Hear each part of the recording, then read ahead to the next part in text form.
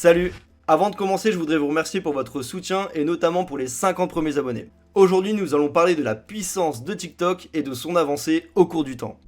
Pour ceux qui ne le savent pas, l'application a été créée en septembre 2016 et elle est actuellement développée par la société ByteDance. Alors que celle-ci était déjà disponible depuis un petit moment, c'est pendant le premier confinement qu'elle a connu son plus gros succès. Nous, les Français, nous continuons de scroller toute la journée sans jamais nous arrêter. Pourquoi? C'est tout simplement grâce à la section pour toi qui nous rend complètement addictifs. Grâce à elle, nous avons un contenu illimité. Puis au bout d'un moment, il y a la décision qui s'offre à nous. Soit nous sommes des consommateurs, soit nous sommes des créateurs. Alors j'ai décidé de passer dans la catégorie de création de contenu. Mais comme tout le monde, c'est pas si facile, c'était la conquête des pour toi. Effectivement, si on arrivait dans ce flux, notre vidéo pouvait devenir virale.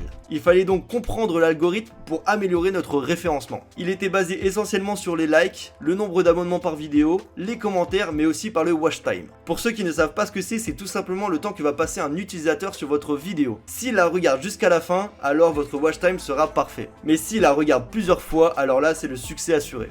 Et ça, nous étions beaucoup de créateurs à l'avoir compris. J'ai donc créé mon premier compte TikTok qui était C'est ton choix. Le concept était simple. D'ailleurs, il était déjà disponible sur d'autres réseaux. L'objectif était d'avoir le maximum d'impressions. Alors, j'ai décidé de faire un système où tu dois liker pour un objet et t'abonner pour un autre. De cette manière, j'améliorais toutes mes chances pour atterrir dans les pour toi. La première étape était que l'utilisateur likait, puis s'abonnait, puis regarder la vidéo jusqu'à la fin pour connaître son deuxième choix. Entre guillemets, mon watch time était parfait. De ce fait, j'ai réussi à monter par palier notamment 1000 abonnés, 2000, 5000, 10 000 et jusqu'aux 30 000 abonnés. Je vais d'ailleurs vous montrer la vidéo la plus vue de mon TikTok.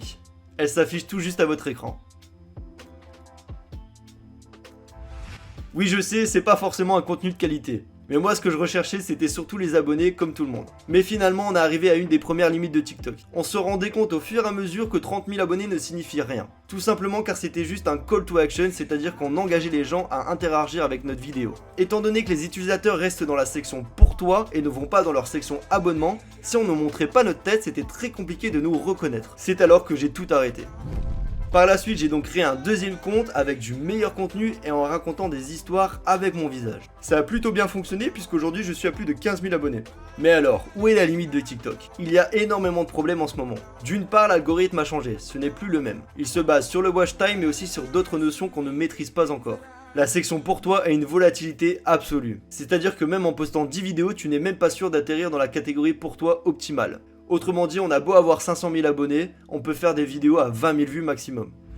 L'objectif ne sera pas forcément de percer sur TikTok. Certes, quelques personnes y arrivent aujourd'hui car ils sont mis en avant, mais on ne sait pas vraiment pourquoi et on ne sait pas vraiment comment. Il faut donc essayer de qualifier sa communauté. Sur les 500 000 personnes qui te suivent, il y en a forcément qui sont actives. Alors le principe sera de les faire décaler sur un autre réseau social. La plupart des gens le font sur Instagram, mais la nouvelle tendance est sur Twitch. Vous avez sûrement remarqué que grâce à TikTok, il y a une émergence de nouveaux streamers. Mais encore une fois, on se retrouve à des limites. C'est-à-dire qu'on ne peut même plus se contenter que de poster que sur TikTok. On se demande même aujourd'hui s'il est considéré comme un support ou alors un réseau social à part entière.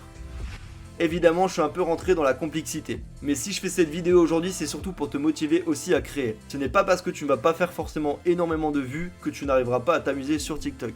Et pour ça, je vais quand même te donner quelques astuces. Lorsque tu crées un nouveau compte, il faut savoir que tu es directement mis en avant. Effectivement, le principe de TikTok se base sur la création et l'originalité. Alors oui, les nouveaux créateurs sont forcément mis en avant. D'autre part, essaye d'avoir le meilleur watch time possible. C'est-à-dire ne donne pas la solution à ton problème tout de suite, mais donne-la plutôt en fin de TikTok.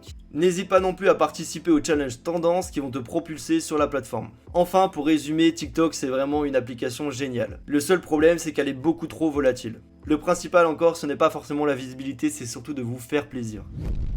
Si vous avez appris des choses grâce à cette vidéo et que ça vous a redonné confiance pour créer du contenu sur TikTok, vous pouvez liker cette vidéo et vous abonner à la chaîne. N'hésitez pas non plus à mettre vos TikTok en commentaire, j'irai faire un tour. En tout cas, n'oubliez pas que le principal objectif c'est de se faire plaisir. Moi je vous dis à la prochaine et on se retrouve sur internet.